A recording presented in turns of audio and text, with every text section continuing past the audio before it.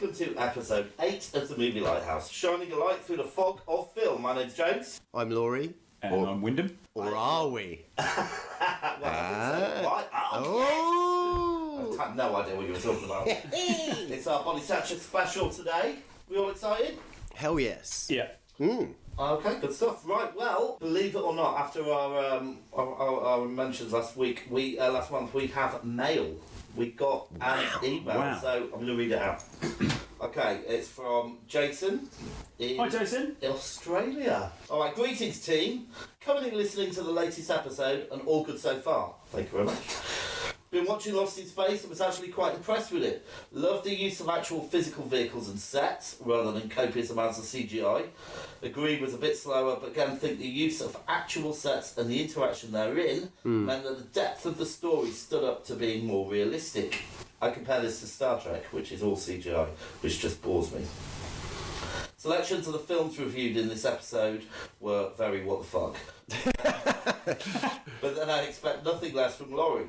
And listening to everybody trying to make sense of films that were obviously impossible to comprehend was actually quite funny. The adverts, what were they about?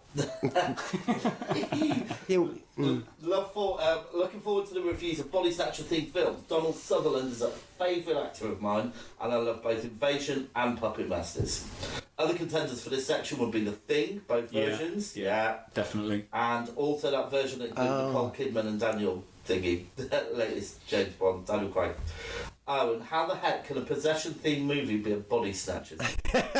Yeah, it is on my wavelength. And bearing in mind, he's just pointed out that we just walked straight past possibly the best Bodysnatcher film ever. That was a bit of a... It was a bit of a faux pas. That's hardcore. But, however, The Thing is massively on the menu, isn't it? That's got to come up. We'll squeeze that sucker in anyway. Yeah, we've still got the years, remember. We've had a bit of a run of specials, but I think we'll probably get a year this month. Yeah. Anyway, that was Jason. Thanks, Jason. Cheers, Jason. Actually, so just say on his point there about real things in films over and above CGI.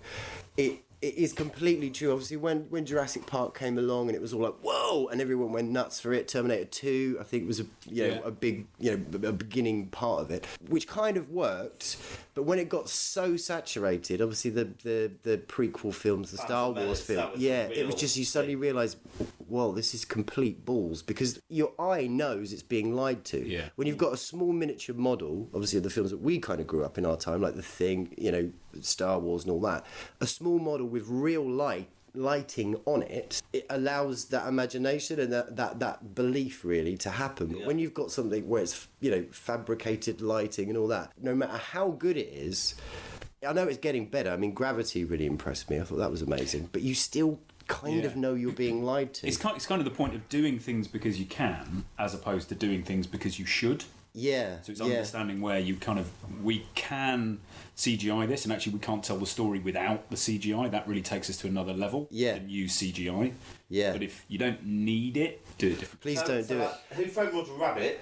It was fantastic. Yeah, because all the sets were real. Yeah. But obviously the rabbit was an animation. So, the problem with what Lucas did, he just made everything up. Yeah. They could have made the sets. They could have made most of it, really. But you look at Star Wars, he did. Yeah, absolutely. Made most of it. Yeah. Yeah. But then the later ones as well, so Rogue One, what really let it down for me is the fact that they decided to do Tarkin obviously as Peter Cushing, and they did a bloody good job, to be fair, but I don't think they should have done it because it's kicked me out of the film. I knew I was being lied to, and it just doesn't quite work. And the actor actually that was playing that part of Tarkin looks good enough, and it would take me 3 seconds just to say, oh, that's not actually Peter Cushing. Oh, now it is. Do you know what I mean? It would take me seconds. If they just layer at the end. Oh my God, what the hell is that? But if they just done that bit with the reflection of his face, yes, that would have been fine. All right. So let's have a bit of news. Before we do, I've actually got a little present for each of you. Oh, look at this. Right, well, listen to this. I thought, hold on, let me just rummage in my bag of wonder. Oh, wait up, you've got like brown paper. There's one for James Wielden. Brown paper. And there's one for Laurie Wait Wise. a minute. I think I know what this might be. It's not meat, is it? You're not giving us meat again, are you? It's a sirloin of lamb. Hey, would you look at this? It's a fashion garment. It's rolled up. Ooh, wait a minute. Is it emoticon? Is it an emoji movie Lighthouse t-shirt? It is, and he's just stripped his jumper off Yes. like a superhero and revealed he's already wearing his. This is amazing. Right, we've got to take a picture of these in a bit. I will. I'll put it on there. Nice work. So it's hashtag camera lightbulb house. Indeed. Movie Lighthouse. Yeah, and I'm having a bit of trouble with these emotions. What are they called? Emotions. Emojis. You put one up for Deadpool 2 the other day. Yeah. It took me a long time to work it. It took about 24 hours to work out what it was. The skull, the poo, the L, and 2. So they did it for the original Deadpool. That was one of their marketing. Okay. Oh, this is brilliant, William. Nice work. Yeah, cheers. So man. for everybody out there, we now have Movie Lighthouse merchandise. Yes, only £299. Right, sorry. Alright, so let's go on with a bit of news, shall we? Yeah. So I've got a bit. First of all, Fahrenheit 451. The Come on credits TV, for a isn't it? series, and it's now on Now TV. So Going to a series. Cool. Yeah, so I haven't checked it out. So No, I haven't seen it yet. My sister did send me a link though, saying that these TV shows are now seem to be following our reviews because Romper Stompers come out as well as a TV show. Really? Holy shit! What are we creating here? It's a zeitgeist we're creating. Yeah. So there's that news. Also, Laurie, I thought you might want to explain a little bit about your With Now and I idea. Right, listen, this is not my idea. It's actually one of our listeners said. Look, she was talking with Now Online. Said, "Oh, you guys should do." There's famously there's this thing where whilst you're watching the film, you follow the film drink for drink, and she said you guys should do it like a live sort of Facebook or wherever, what sort of platform we're on, show. Where we're watching the film and doing just that, drink for drink. However, and I was like, yeah, we're going to do it. And you were quite reluctant, weren't you, Wendy? I was very reluctant, yeah. Probably because you've done some research. I did do a little bit of research. I'm just trying to find out. Okay, But I was kind of up for it. No, don't say we're not up for it. We're going to do it, right? Right, well, yeah, I'm always up for stuff like that. We're going to do it. Listeners, we will advertise and promote when the date will be. We'll probably do it Watershed. Well, we're going to get people to play along After at home? well, yeah, absolutely. We want you to join in. We'll get some sort of platform where maybe we could link up and Skype each other, whatever, and we could share this pain together. And if anybody wants to play the part of me, you're more than welcome because I'm not doing it. Right, so what's the deal here, Wim? What do we have to do? Okay, so the premise of the game is every time With Now and I, the characters in With Now and I take a drink, you have to drink the same drink. Yeah. Okay? So, in the course of a film that is 1 hour and 47 minutes, you have to drink 9.5 glasses of red wine, half a pint of cider, 1 shot of lighter fluid, 2.5 shots of gin, 6 glasses of sherry, and 13 glasses of whiskey, plus half a pint of ale. I don't think I'm going to do the lighter fluid. I'll do the light fluid. I've already spoken to my wife about it. She understands. Will that kill us? It could kill me. More than likely, yeah. All right, screw it then. I won't do the lighter fluid. And what I maybe suggest, and you can write in and call us pussies or not, but maybe what we could do is basically share the load. Do you know what I mean? Like 9 glasses of wine would be 3 each. Do you know what I mean? Right. Oh, That makes sense. work. That could work, couldn't it? Yeah. And So then you'd have to do it to help us out. I don't think I'd have to That'd do be it. manageable. But then, okay, so 9.5 glasses of red wine is 3 each. That's easy. Half a pint of cider, fine. 1 shot fluid, fine. A shot of gin each. Yeah. 2 sherries each. And then 4 and a bit glasses of whiskey. Well, I might not be drunk. we'll be fine. In an hour and 47 Yeah, minutes. no, we'll be absolutely fine. Yeah, that'll be fine. Well, you're going to have to divide it by 2. You two can... Well, I've got the idea. So basically, the person who suggested it, we would bring her along. So we'll have a show with Sandra, Chicken for Sandra. She'll be with us. Yes. Done.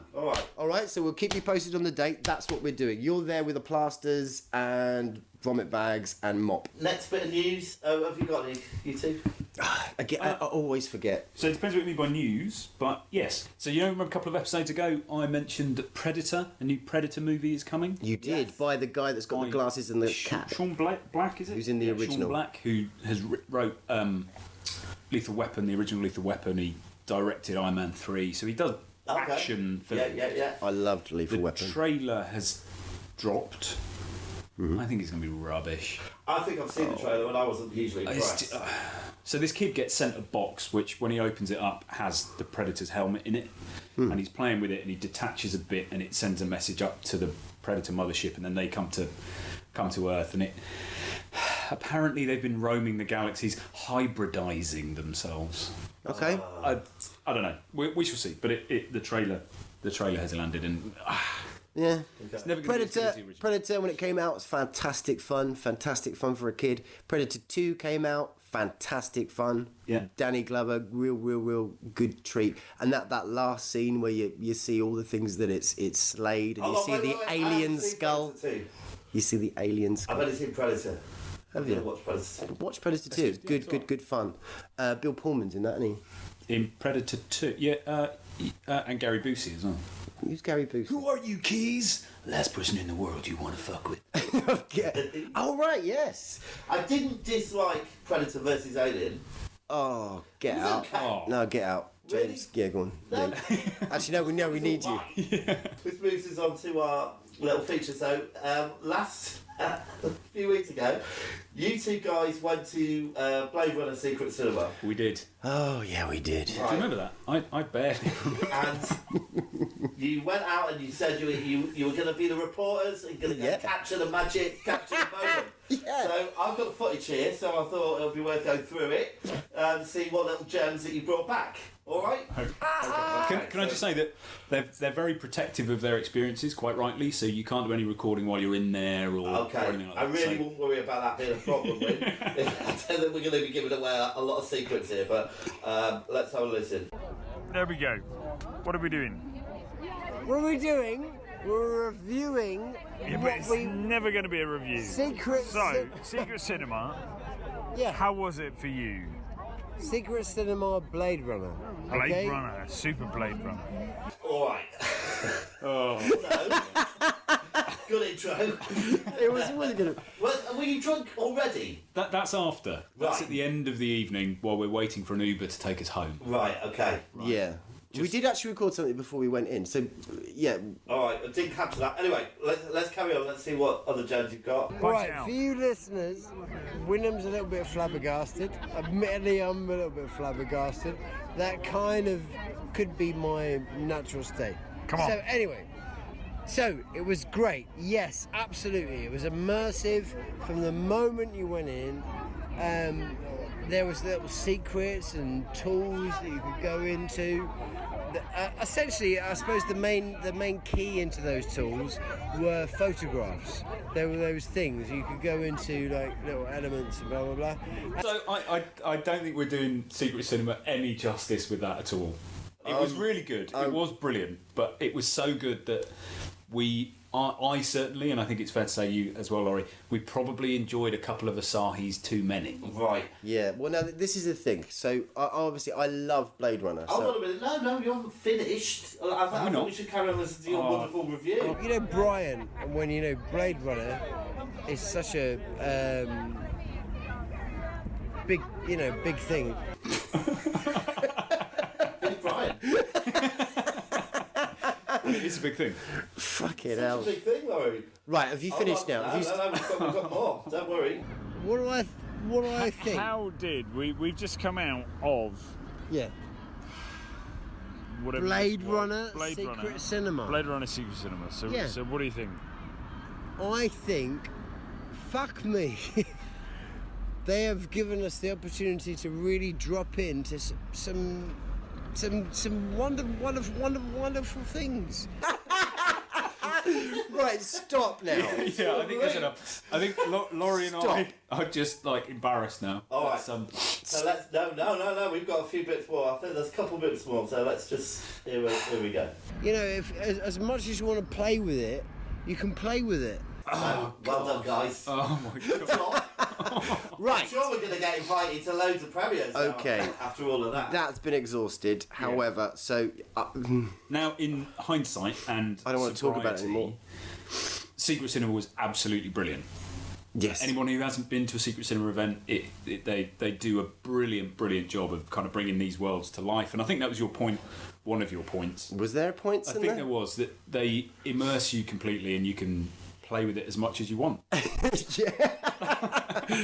But then you sit down and watch the film. And Yeah. I don't actually remember watching the film. You know, I do remember watching the film. And you know, it's such a dear, precious film to my heart. They played the final cut version, which actually isn't the version that I particularly like. There's 7 versions of the film out there that you can view, and all of them have got kind of a different perspective in a way, which is cool. And my one personally is the original release, where you've got like the kind of sort of what's known as a cheesy voiceover, but that voiceover allows you to understand other lumps of it. So that's my version, and it doesn't push the point that apparently Deckard's a replicant, and in my mind, no, he's not. He's a drinking, cold fella. Yeah. But anyway, so the Secret Cinema bit allowed me to really play with that. It was amazing. I was standing outside a Taffy's bar, and this big tall person just in the corner of my eye came up right next to me, and I looked up, and it's Roy Batty, it's Rutger Hauer there. Looked just like him, and he's massive, and he's looking down at me and goes, "You need to go in, I need you to find someone." And he gives me one of these photographed memories, but the minute I see him, I'm just like, "Oh my God!" and I hug him tightly, and he smelled great. He's got the big black leather jacket on. That was amazing. And then in Taffy's bar, you've obviously got this sort of cabaret weird kind of music going on, and there's whiskey, and I've realised actually I'm really going into this Blade Runner thing at the minute. Since that Secret Cinema, I've been making the blaster from the film, this beautiful piece that I got from Japan, a Tomonosuke blaster. And there's it's some wonderful. pictures of that on. Yeah, they're not on yet. I'm gonna post some Wednesday. pictures on that as well. Yeah, that's been great fun. I've got the bottle, the original Johnny Walker Blade Runner bottle coming to me, but because I'm doing this, I've realised I'm drinking whiskey now. So now that's my choice of drink, and it's hazardous to my health. That might explain some of our awesome, insightful reviewing. Yeah, I basically went to Taffy's bar and drank whiskey. It was great. It was fun. brilliant, absolutely brilliant. Good stuff. All right then. All right, so that's it for the news. So let's move on to In the Beam. All right. Play that theme tune. Have done. Oh, it's so... Anyway. Right. Who wants to go first? Something good to recommend. I'll go first, if you like.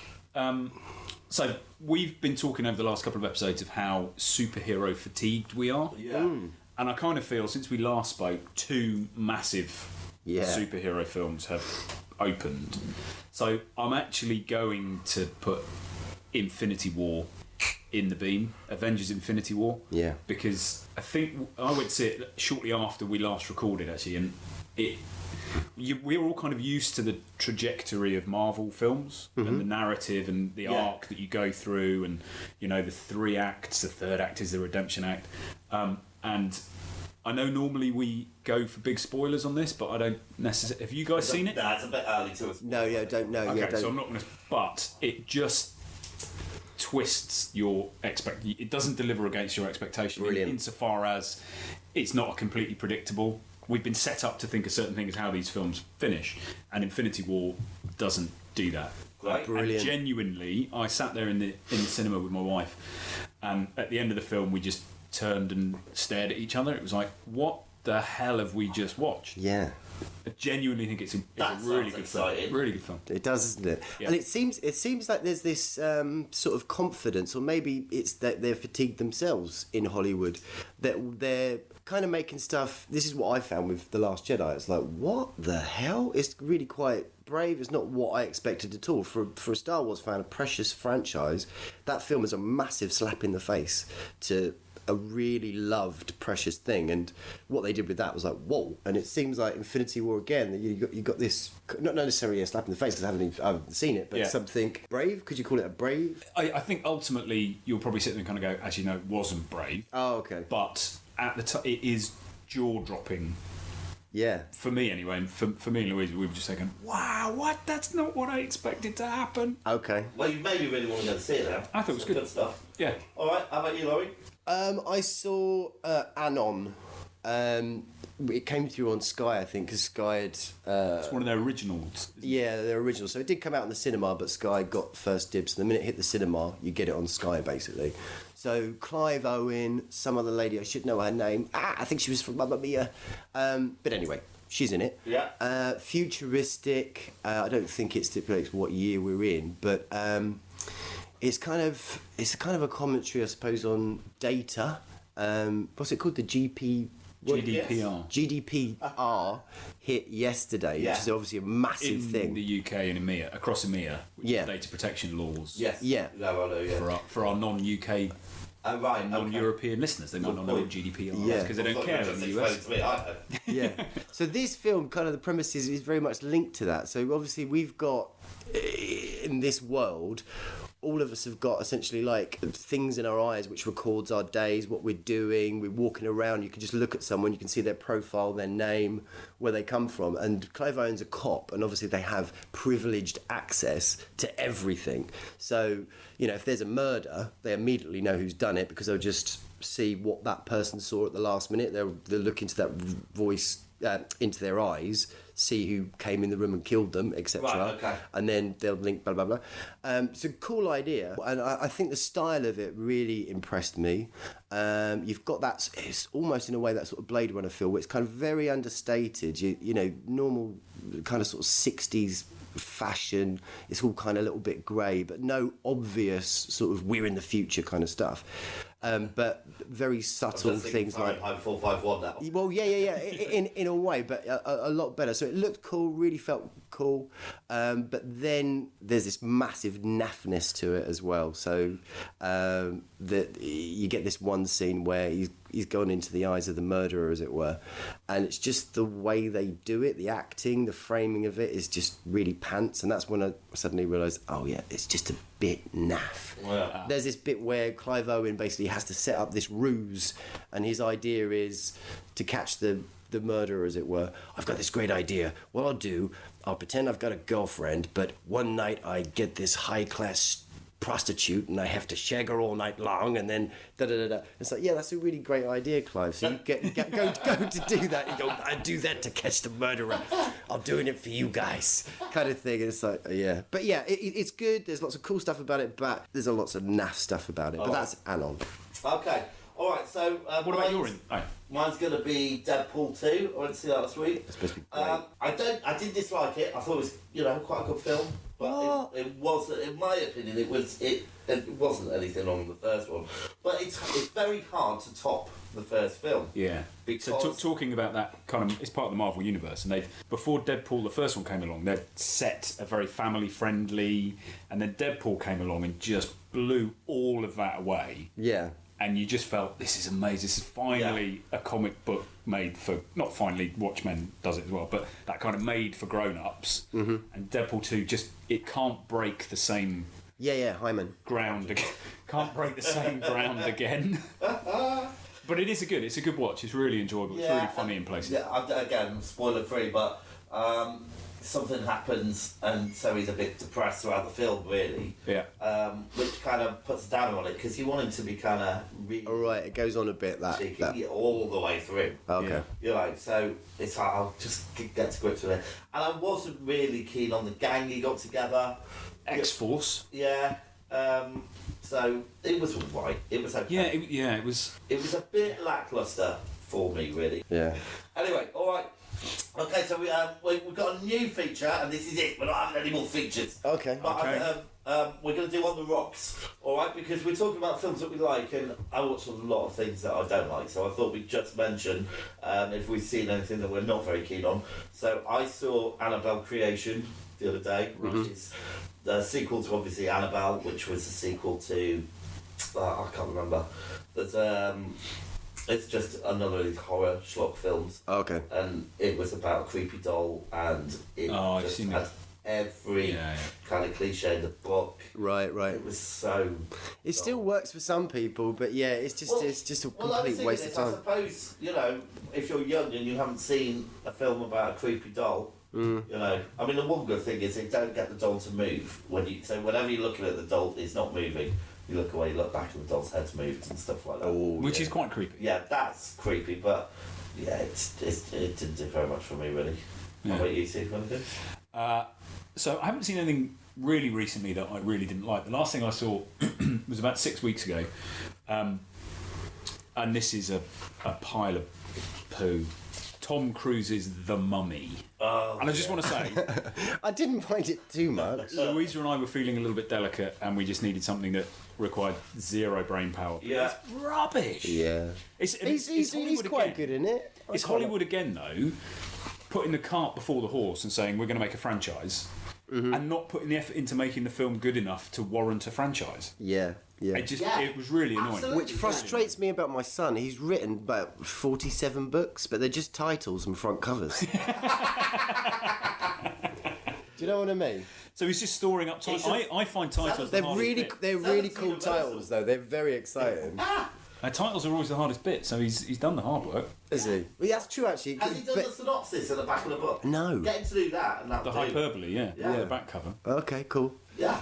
So yeah, on the rocks. Okay, so I've seen Anon, Clive Owen, and from Mamma Mia, the girl from Mamma Mia.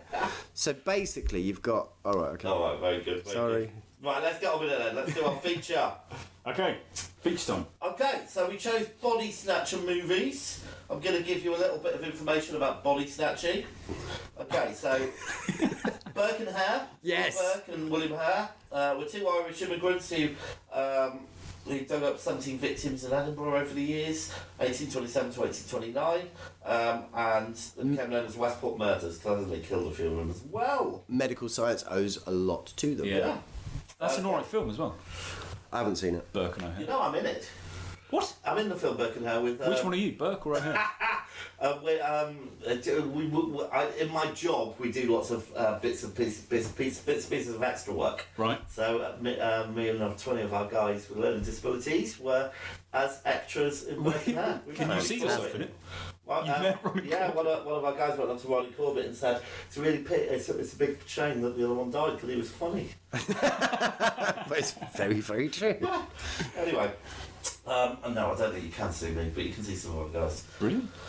All right, so okay, other pop cultural references in books. So, Bodysnatchers is a 1955 science fiction novel written by Jack Finney, and it describes real life Mill Valley, California being invaded by seeds that have drifted to Earth from space. But we'll have a bit more about that in a minute. And on TV, I found it really hard to find any TV series except for Invasion, which was It was great. I used to love Invasion. No, this was a 2005 version. Oh. So it was. It only lasted one series, and it seemed a really. I quite liked it, but it got cut. I'm thinking of Invaders. Invaders. That the was good. Invaders, but yeah, no body snatching in the Invaders, but there was a lot of aliens walking around the Earth. I love the Invaders. All right, so we're gonna start with Invasion of the Body Snatchers. Yeah. Okay, so let's have a look. They come from a dying world. They drift through the universe, pushed on by the solar winds. They adapt, and they survive. The function of all life is survival. Sleep, sleep, sleep. From deep space, sleep. The seed is planted. Sleep, sleep. Terror grows. Matthew! Like the others. Elizabeth, wake up! Get you when you sleep. Sit up! Invasion of the Body Snatchers. All right, so it was released in 1978. Director Philip Kaufman, screenplay Jack Finney and W.D. Richter, and it made $25 million at the US box office. It's fair. And it featured Donald Sutherland, Brooke Adams, Jeff Goldblum, and Leonard Nimoy. All right, so you can give me a bit of a synopsis. You want to go for that one, Win? Yeah, all right. So it's not a very complex synopsis. The film is these Seeds? space seeds land on Earth, and I can't remember her name. What's the name of the female? Karen Carpenter. Yeah. She basically.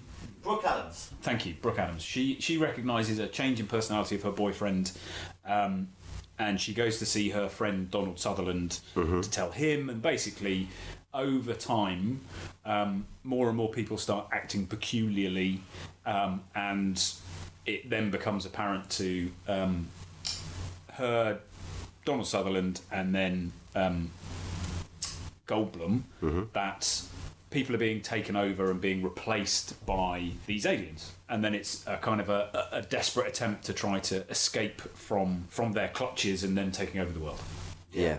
Nice synopsis, man. Well done. Okay, first thought. So, what do we think? Do we like this film? I absolutely love this film. So this was the film that would regularly pop on TV late at night. You're way past your bedtime, and BBC Two's giving you this one. Fantastic. I've always loved it. I think it's got a great sense of paranoia about it. I think the acting's excellent.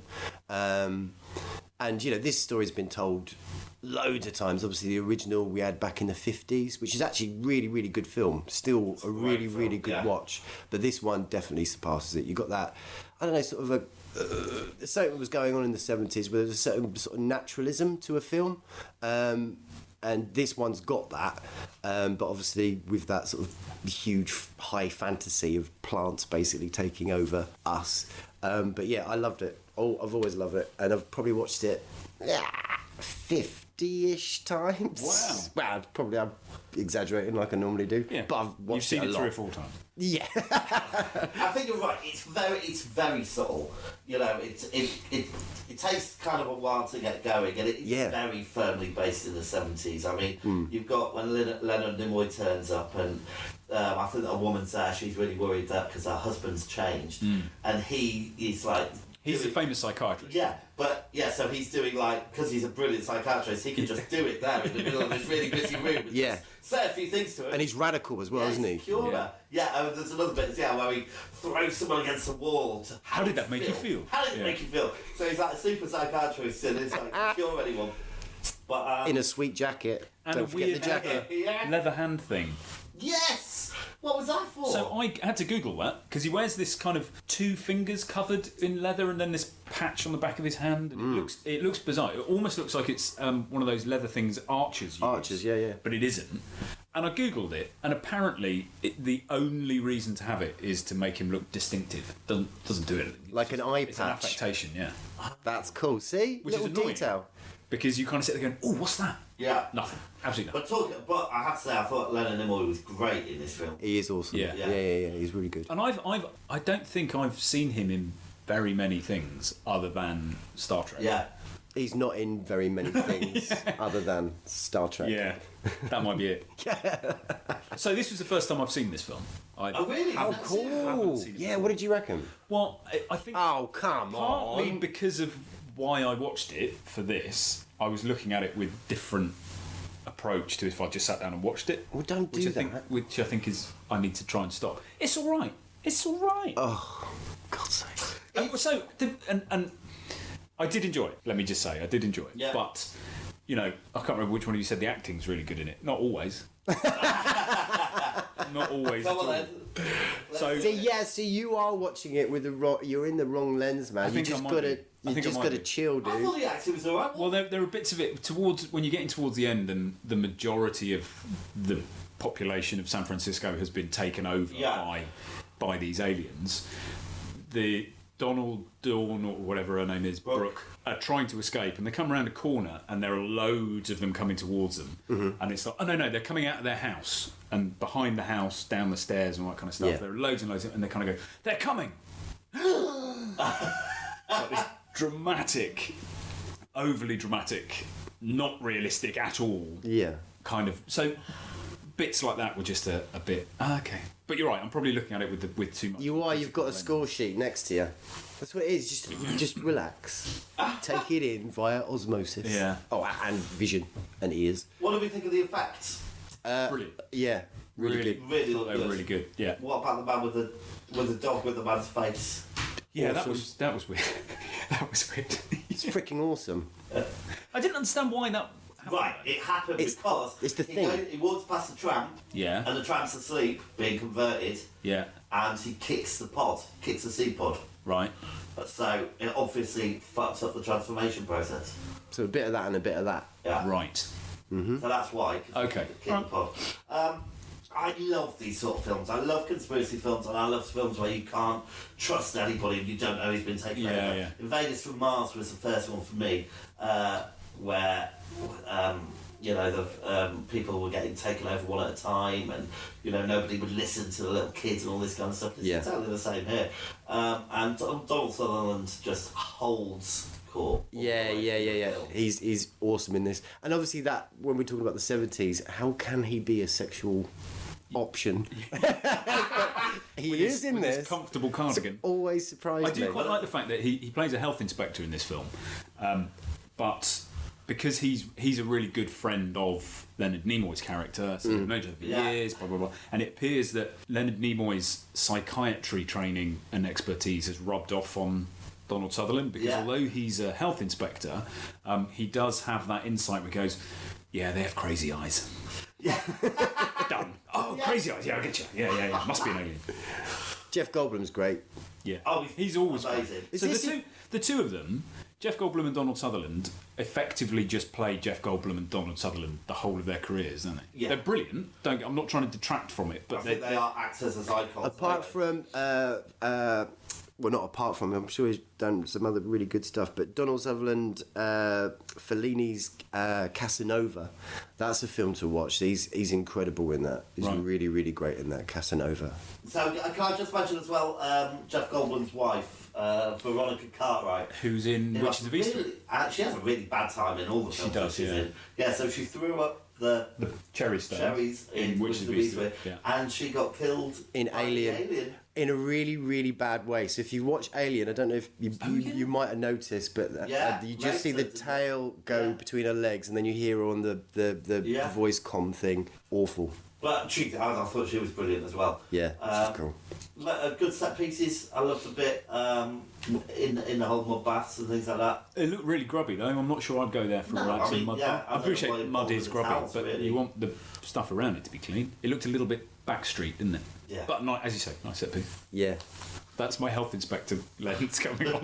Yeah. I love the bit where the guy from the original Bodysnatchers film turns up and bangs on the car. They're coming, get out of here! Yeah. His crazy face. So for me, that makes me feel that it's, although it is just basically kind of, it's a very different remake. Yeah. Because, so I like to think of it as a sequel. Yeah. That he's just been running for like the past 20 years. Yeah. And no one's been listening to him, and he finally gets there. Yeah. Donald Sutherland gets killed. I've just realised, what am I saying? The best scene is the last bit. Yeah. Donald's bit. That is it. That's the bollocks, mate. We're explain that.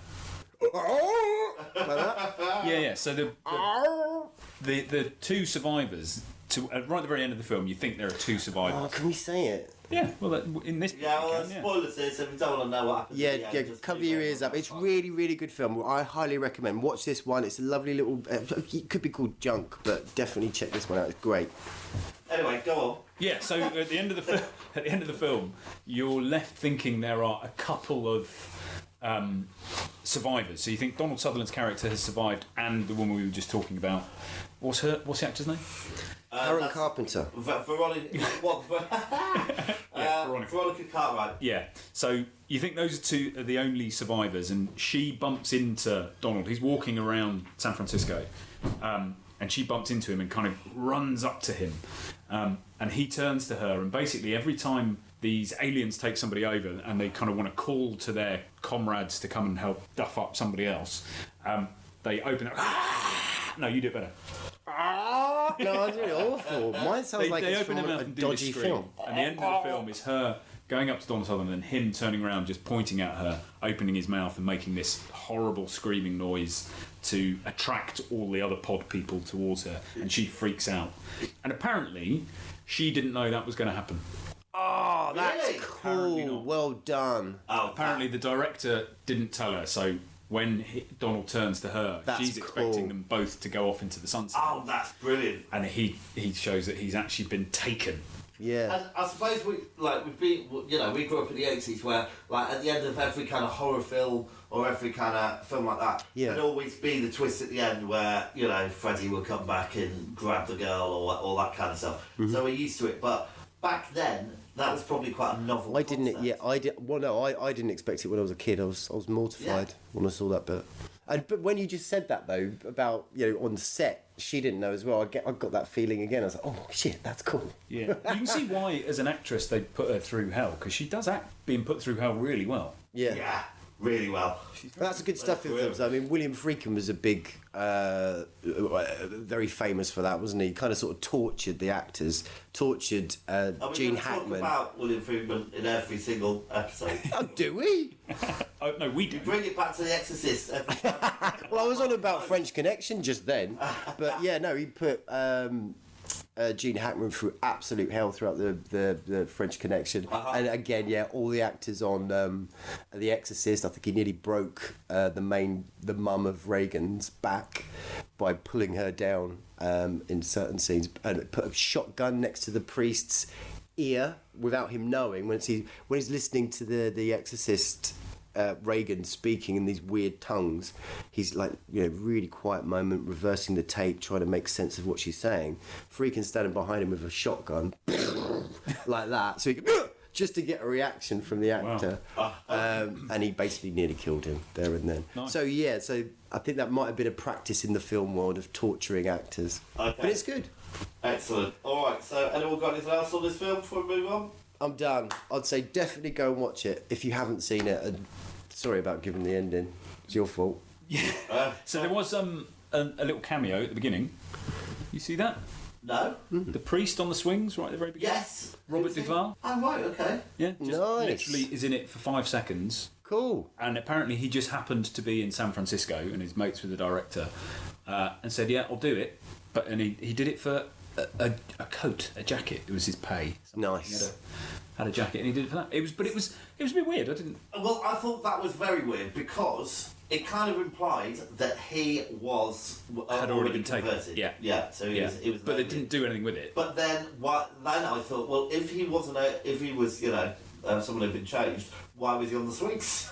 Well, exactly. Because they don't like things like that. They're just really dull. Yeah, and that was one of the things that struck me, was that they've come all this way and they kind of to take over the world. It's just luck as to whether you get to be a pod person who is playing on the swings, or being a binman, or a cleaner. But maybe, when everybody's been changed, they don't do anything. They'll change the whole system. Yeah. I also want to put a bit of a shout out. I really like the Chinese couple. Yeah, the dry cleaners. Yeah, they were great. Yeah. And I thought it is a great film. It is a brilliant film. Mm-hmm. Yeah, I didn't quite understand why towards the end, when Donald Sutherland finds the pod growing plant, and he's going around, he's got the big axe and he's smashing up lights and he's setting fire to stuff. At the point that one of the pod people actually comes towards him, instead of hitting the pod person with the axe, he drops the axe. I'd have taken one swing at least. Yeah, just saying. I'd have given it a go. Yeah. And then run away. Yeah. It's a bit icky though, and it's shoving an axe in someone's face. Yeah, but it's not someone, is it? It's a. Oh yeah, it's true. Yeah. All right, should we score it then? Yeah. Yeah, go on. Performances. I'm going to give it a 9. I really like. There's two other nice people one. in that I like. Veronica Cartwright, Jeff Goldblum, all of them I thought were great. Yeah. Wim? I've gone for 6. Oh, really? That low? Yeah, there were for me there were 3 or 4 standout. Oh my god, that's a bit hammy. All right, okay. Moments. Fair enough. Laurie? 8. Okay. Effects. Wim? 8. I thought it was very good. We're going to continue going round in a clockwise direction. Okay, yeah, sorry guys. Yeah, 8. Yeah, really good. I'm going to give it 9. Really Yeah. liked it. And looking at, for the 70s, that dog with the man's face looked really good. Yeah. All right, plot. Laurie? 7. Because I know it's not an original plot or anything like that, but I think they do it in an original way. That's not the same as plot, though, is it? The plot is the plot. Oh look, listen, you understanding words better than me. Sorry. Well, I'm going to give it 6. I thought it was, it was a slow plot, really. I'm giving it 4. Just because I don't think there's very much of a plot. Fair enough. Rewatch factor, I'm going to give it a 10 because I watched this film a lot. Mm-hmm. I'll always come back to this film. I love it. Yeah. Right. I'm giving it a 9. Well, it wasn't your 10, but okay. Okay. I'm giving it 4. Oh, Wyndham. Jesus. Oh my God. Right, cinematography, win. 5. I really like it. I think there's some great shots in it. I love the colour of it. 8.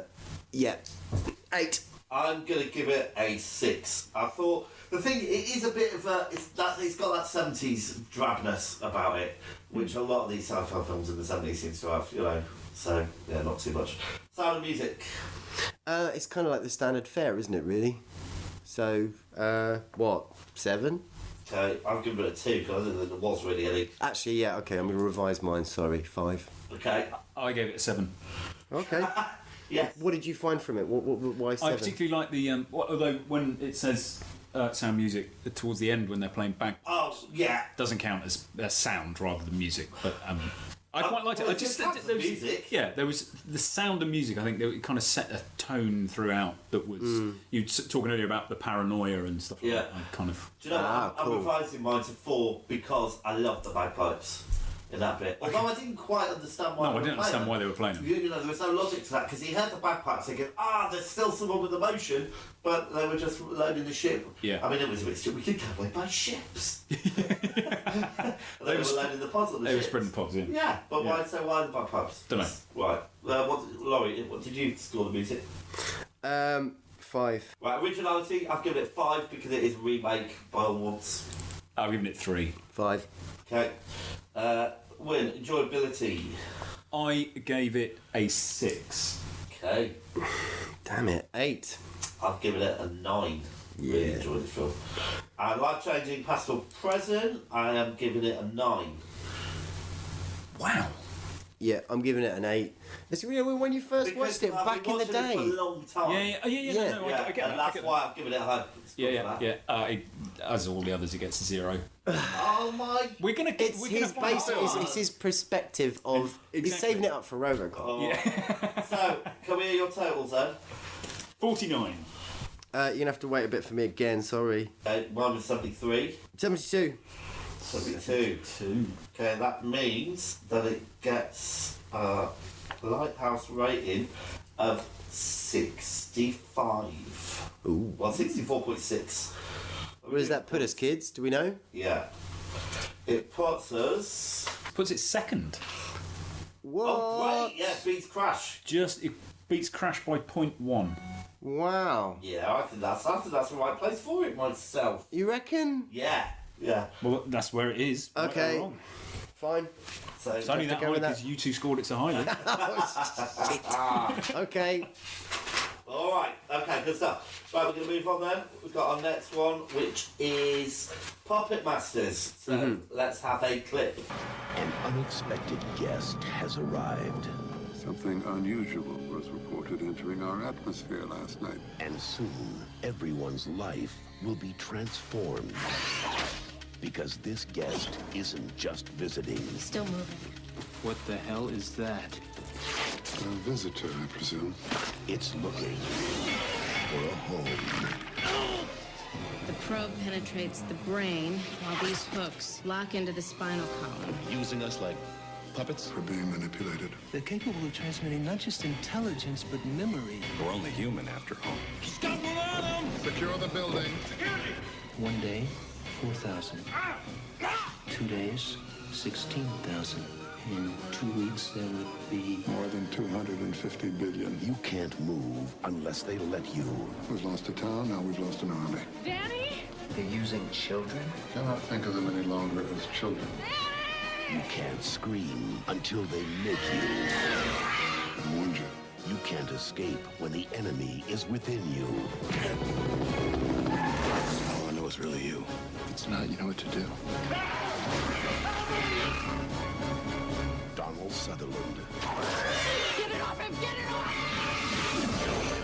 the Puppet Masters. All right, it was released in 1994, directed by Stuart Orme, screenplay by Robert A. Heinlein, Ted Elliott, Terry Rossio, and David S. Goyer. So loads of people involved in that.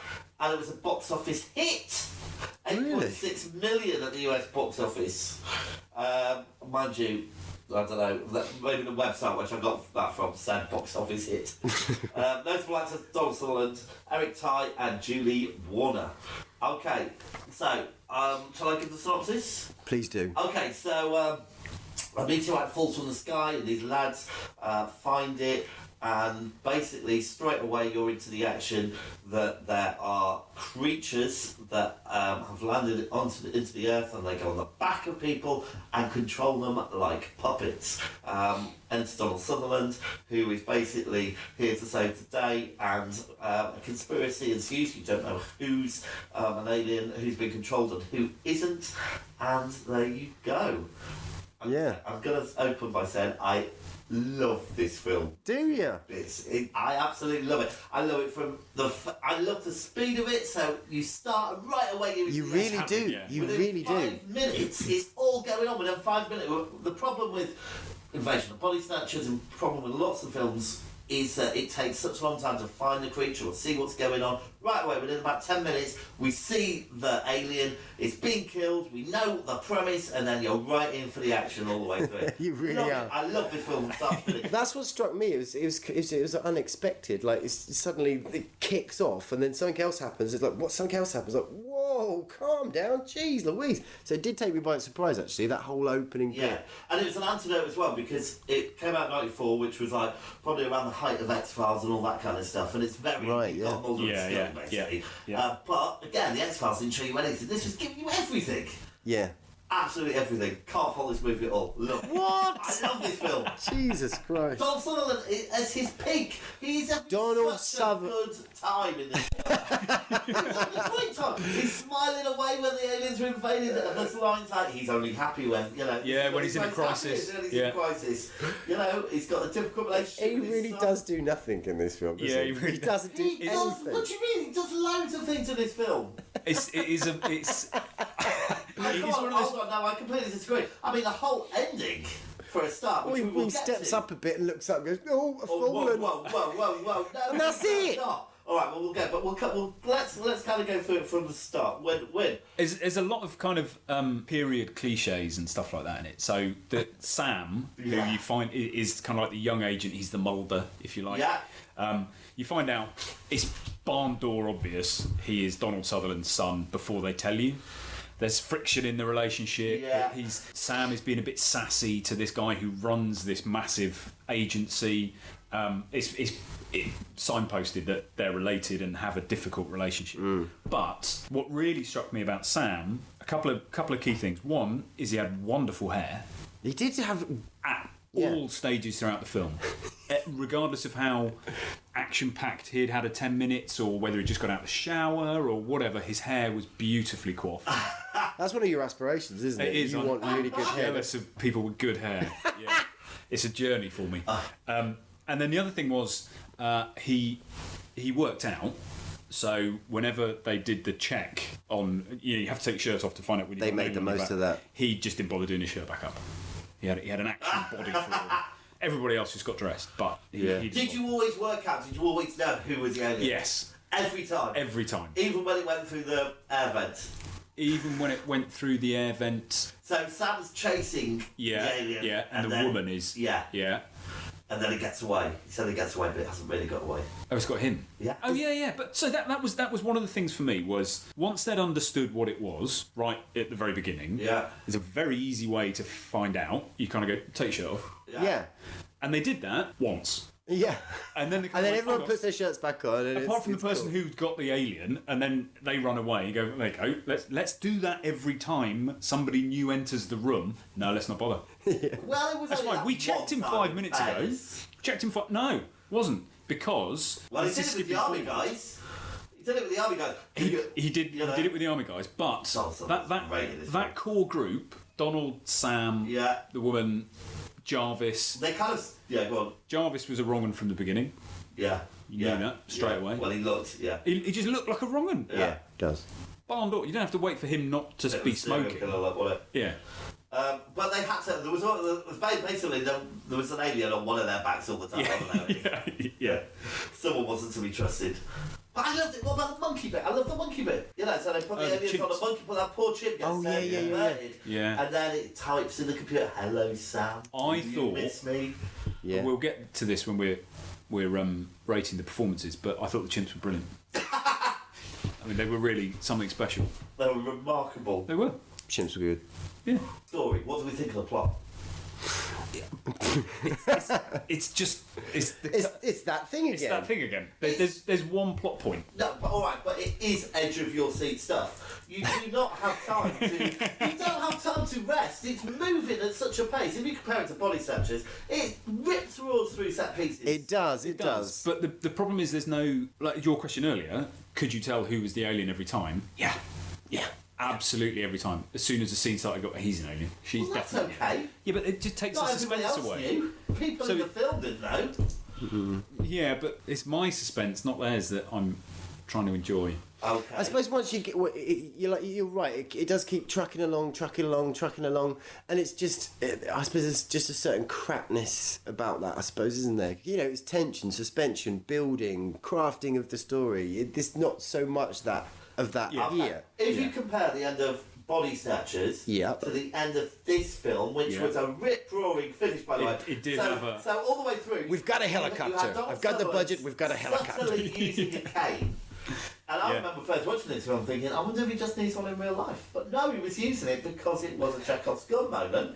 That at the end, when he went into the mothership or the hive, whatever. The hive. Oh, I flew him. Yeah, and then it's he okay. used his cane. But you knew as soon as the stuff fell from the ceiling that I did not. He's definitely. Well, I didn't know. I've seen it about 50 times. But the first time you saw it, did you not? When did you first see it? Oh, 1996. Okay, so you would have been in America. A young on VHS. 19-year-old, 20-year-old. Yes. You really should have been able to tell by then. Well, I may have been able to. I may have spotted it. I can't remember. But then you have the whole helicopter sequence.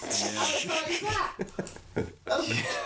Yeah. I think basically the main budget on this. Actually, the aliens do look cool. To be fair, I like all the little tentacly I bits. quite like the way they unfurl a little bit like an alien egg. Yes, yeah. I can't do the sound. It's like a. Yeah. Right, so let's talk about facts. I thought they were amazing. The design of the alien's really nice. Like you say, it's got that alien, literally, Ridley Scott's what type of alien fish is it? design. Flatfish. No, it looks like a fish. Oh, it looks like a ray. Like a little ray. Yeah. With a straw that comes out, some tentacly bits, and a sort of armadillo type quality to it also. Yeah. So all the effects were said top notch. I think the budget mainly went though on the helicopter, and there's one little shot when you see Donald Sutherland's son. He's got it on his back, and we've got him all strapped down onto the bed. Yeah. And there's a quick shot to a TV monitor where they've got an X-ray of the skull of his skeleton. Yeah. And I think they probably spent a lot of money on that effect. Yeah, because it's showing that how the alien takes over the nervous system, right? Yeah. It's got these little fronds going up into the brain. Yeah. I think, but yeah. I thought in that scene, Donald Sutherland listens brilliantly well. Oh, yeah? Yeah. It's a good listener. Really that subtle kind of acting. He's got eyes, isn't he? Kind of, he's there. He's in the moment. I quite like the hive, the effects of the hive, which essentially looks like a pizza joint has exploded, and loads of sort of Emmental mozzarella has just gone everywhere. It put me really in mind of the sets from the original Star Trek type stuff. Yes, very much so. And when you touch the thing as well, when it opens up, yeah.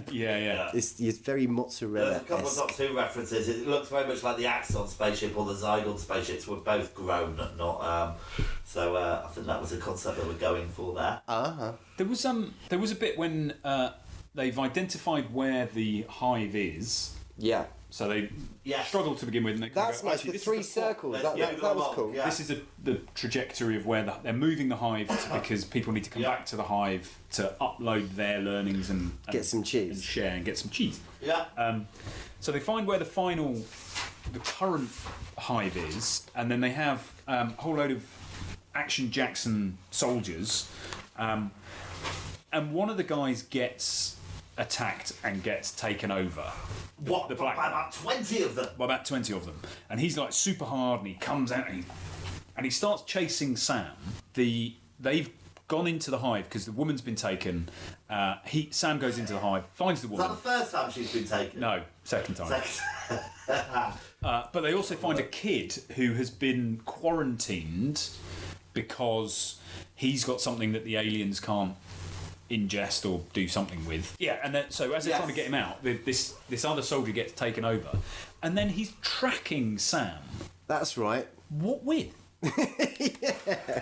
Well, With that He's got little that walkie-talkie radio He's got that thing. radio thing. But I'm thinking, what is that? Yeah. What is that tracking? I think How is that Not a clue. connecting well, to he's Sam? probably got some sort of GPS system going on with his walkie-talkie. Yeah, but Sam's not taken over at that point, so he's got rid of his alien. It just struck me as this guy's constantly looking at like a radar. But it didn't work anyway because he didn't actually know where he was. Yeah, it was weird. But there's I've noticed there's lots of people in this. It's like, oh, that's the guy from. Oh, that's the lady Yeah, that from. black guy was in Requiem for a Dream. He plays like a really sinister. Yeah, he's people, in John Carpenter's They Live. Oh, okay. He's the other half to that wonderful homoerotic wrestling scene that you get in They Live, which is wonderful. You've never seen They Live? I haven't seen a lot of films I think we were establishing in this podcast. Jeez Louise, They Alan. Live, that's the one with Rowdy Roddy Piper, isn't it? Rowdy Roddy Piper? Is he kind of sort of like slightly effeminate but very butch, long, beautiful hair? Yes. Yeah, him. Yeah. Right, So he's the other half of that homoerotic wrestling match. Yeah. So that's great. just back to how they kill them is that they get that kid out, don't they, with the virus, which they've sectioned off. Yes. Right. He doesn't look very well, that kid. Okay. And what do? Then they just replicate it. I'm slightly confused about how do they kill them all off at the end? When you kill one, That was you it. kill No, the but main one, they'll all die. Yeah. That's kill the main one. Yeah.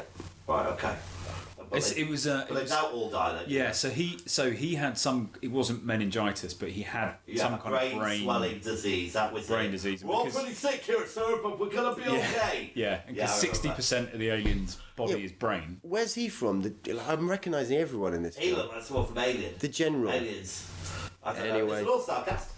Right. Any memorable moments? Well, you clearly want to talk about the finale. Well, yeah. Just I do have a memorable moment. Before we get to that. Yes. It did strike me as, like I say, it was kind of clearly of its time and a kind of cliches, good hair. But also when they first go to the site of the crash, and they're looking to investigate, and they turn up, and the locals have made this fake spaceship. Yeah. Pretty impressive, really. Yeah. The woman undoes her blouse a couple of buttons and goes up, and the way they figure out that something's afoot is she kind of goes, well, men always stare at my chest. So these guys are clearly not right because not one of them tried to look at my boobs. I missed that. That's great. That was the scientific moment that matched the Crazy Eyes in the Invasion film. It was brilliant. It was just like, well, nobody looked at my boobs, therefore they can't be men. I also quite like the Donald's idea of a fantasy. Because once you've had this alien on you share the knowledge of everybody. So when she's taken, she understands the fantasies that Sam has had about her. Yeah. And they kind of have this, at the end of the film where they've all been saved, they kind of have this, it's a little bit unfair because you know everything about me and I don't know anything about you, and kind of flirting. But Donald says to him, take her for a cup of coffee. Exercise a fantasy. That's what my dad said to me, actually, the first day. Go on, son. Exercise a fantasy. Have you got any more killer lines there, Win? No. That was it. All right. Well, I think we'll wrap it up. Then. Yeah. Shall we score it? Okay. Yeah, all right. So performances, I'm going to give it a 9. Jeez. Yes. 6. Christ. 6. Effects, 5. 6. 9. Plot, 10. 3. Jesus. Plot 6. 3. What? Yours more on point. 3. Rewatch factor, 2. right? 2. 10. Direction, 8. 4. 4. Cinematography, 7. 5. 2. Sound of music, 4. 4. 4. Hey, Yahtzee. Oh, we all agree on something. Originality, 5. 3. 5. Enjoyability, gets a big fat 10 from me. I can honestly watch this film right now again. I only saw it last week. Brilliant. It gets a 5 from me because it was entertaining. 4. Life changing. 10. 0. 0. James, What? stop pissing around because this is actually gonna. This is gonna trump some I'm really good definitely films. serious about this film. I think this is my favourite. Listeners, film if you could we've see his reviewed out of eyes all right our now, films, except for Baby House. He means it. doesn't he? He means really it. does. Right. So let's add them up. I can't add up, but So- I'm gonna say 40. No, add them up properly. Don't disparage this film. I'm not Okay. disparaging. It gets There'll be a lot of people out there who really like this film. Okay, I've added it up. Right. 32. 32 with 38. 38. 82. Alright then, so it gets a movie lighthouse rating of 51%, which puts it above Fahrenheit 451 but below Blood Feast. I think you guys Good. thought that was very No, that's No, right. I think that's probably about where I right. should We've sit. got that in just right. We saved that, Winnie Bum. Naughty James. Naughty honestly James. one of my favourite all-time films. Great film. Right, okay, so I think we talked enough. Yeah, we have. Sorry, listeners. It's my choice this week. Oh, This month. It is, yeah. Yeah. Okay. And I'm all fired up after Puppet Masters, so just be warned. I hope I get the wrong ticket. That was Right. amazing. Come on. Where's your ball bag of wonder? Right, here it is. Oh look. I can only imagine it's been well rummaged. Oh look, somebody tied it up last time. I feel like I've only been in your ball bag once. You have. It's not your turn. You're picking. I know, but I can't undo the knot. Oh. Is it is my turn, isn't it? It is Yeah. your turn, yeah. Great. Who did the knot? Solo came out yesterday. I'm looking forward. I'm gonna go and see that at some point soon. Solo. My expectations are low on Solo. Solo. 53. 53 is coming of age films. Ooh, and I know exactly mine. So coming of age, obviously I'm a boy, You've got to right? choose two. So I've done stuff to come of age. I know Okay. exactly that film. I'll bit of research and then we'll. Yeah. Well, yeah. Do it, and I'll get back to you.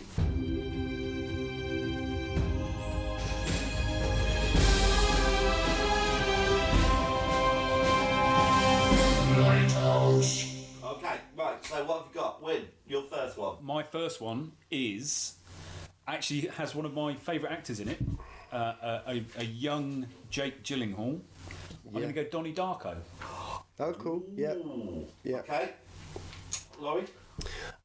Mine's got one of my favourite actors in it. Dave, You'll just say that 'cause he said it. David young Soul, otherwise known as Hutch. Nice. Yeah. Salem's Lot. So, from the perspective, okay, coming of age, you're going to be like, what are you talking about? The name of the character of the boy, the one that's obsessed about horror, makes Yeah, models. Mike. What's his name? Mike. I think it's like... It's basically him. So at the end of the film, he's come of age, Yeah. basically, Yeah, in the context yeah. that he's in. So Salem's No, Lot. I like that. Yeah, definitely. Win. Second. Second one is Pan's Labyrinth. Okay. That's a good film. Yeah. And... Me, this Laura Palmer's. She's kind of already come of age, but you know there is definitely that sort of transition into death and how that happened. Fire Walk with Me, Twin Peaks. Right, well, guys, can I commend you on your full choices, because I love all of these films. So it's going to be very difficult to kind of choose. But I feel that we've... Don't feel like you have to share the honour. But also don't feel you have to alienate our listeners. No, none of them would. I'm joking. I'm going to go with Donnie Darko and Salem's Lot. Oh, Okay. Okay, Nice. because I think they'll contrast quite nicely with each other. We haven't done any Stephen King yet, so I think it's a good opportunity to look at Stephen King with Salem's Lot. And also, we haven't done anything that's kind of recent, so that's why I chose Donnie Darko. Okay. and can I say, to my current shame, I've never seen Salem's Lot. Good man. And And again, this then time, do it I'll just away watch it. from your chart. I'll just watch it. No pens. Okay. And this time, let's all watch the films before we do the podcast, yeah? That sounds like a good Yeah. idea. That. Right. Yeah. All right then, so that's it. We'll see you all next month. Yeah. Thanks everybody. Don't forget, if you've got any comments, Yeah, oh yeah, definitely. Email us at themovielighthouse@gmail.com. Facebook at Movie Lighthouse, Twitter at Movie Lighthouse. And Instagram at The Movie Lighthouse. Yeah, and please can you give us a review and rate us on iTunes because it really helps people to find us. Go on, do it now. And if you've got any films or premieres you want to invite us to review your movies. These two are ready to go. Just give them a bottle of whiskey. Look, I'm going back again to Bladerunner Secret Cinema because I loved it so much. It's going to be the same output. It's going to be the same outcome. I'll try my best. Can't wait. All right, that's it. See you later. Thanks, everybody. Bye. Bye.